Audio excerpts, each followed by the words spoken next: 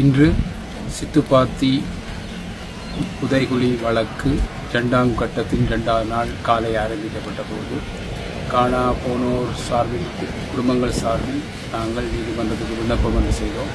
இந்த புதைகுழியை இந்த பிரதேசத்தை குற்ற பிரதேசத்தை புதைகுழியாக பிரகடனப்படுத்த சொல்லி அந்த இடத்தில் யாழ் நீதவான் நீதிமன்ற நீதிபதியே ஆனந்தராஜா அவர்களினால் சட்ட வைத்திய அதிகாரிக்கும் யாழ்ப்பாண போலீசாரின் சட்ட வைத்திய அதிகாரியின் அபிப்பிராயத்தையும் போலீசாரினுடைய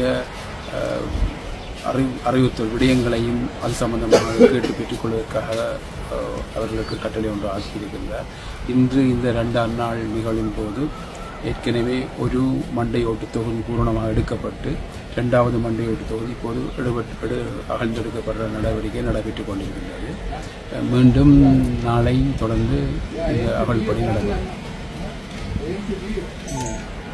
இந்த இது ஒன்று இருக்கு, இது வந்து இப்போ உத்தியோகமாக ஒரு மாஸ்கிரேவ் சைட்டுன்னு சொல்லி அடையாளப்படுத்தி கோல் பண்ண போகிறாங்கன்னு நீங்கள் கேட்டு அதற்கான விண்ணப்பம் இன்று தான் நாங்கள் செய்கிறாங்க. அதற்கான சட்ட வைத்திய அதிகாரியின் அபிப்பிராயத்தையும் யாழ்ப்பாண போலீசாரினுடைய இது குறித்தான நடவடிக்கைகளையும் சம்பந்தமான அறிக்கைகளை சமர்ப்பிக்குமாறு கௌரவ நீதவான் கட்டளை ஒன்றை ஆக்கியிருக்கின்றார். அதற்கு பிற்பாடு 6ஆம் தேதி அது சம்பந்தமான கட்டளை ஆக்கப்பட இருக்கின்றது.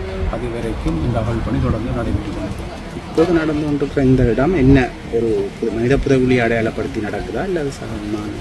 அது உங்களுக்கு ஏற்கனவே தெரியும். ஒரு அகழ்பணி ஒரு கட்டுமான பணி நடைபெற்ற போது அதுக்கு சந்தேகத்துக்கிடமான மனித எச்சங்கள் கண்டபடியினால் அதற்கான ஆரம்பகட்ட நடவடிக்கையின் போது இவ்வாறு 6க்கும் மேற்பட்ட மனித எச்சங்கள் காணப்படுவதனால் சர்வதேச நியமங்களுக்கு அமைவாக 3 மண்டையோட்டு தொகுதிகளுக்கு மேற்பட காணப்படுவது அது ஒரு சந்தேகத்துக்கிடமான புதைகுழியாக வரையறுக்கப்படுகின்றது.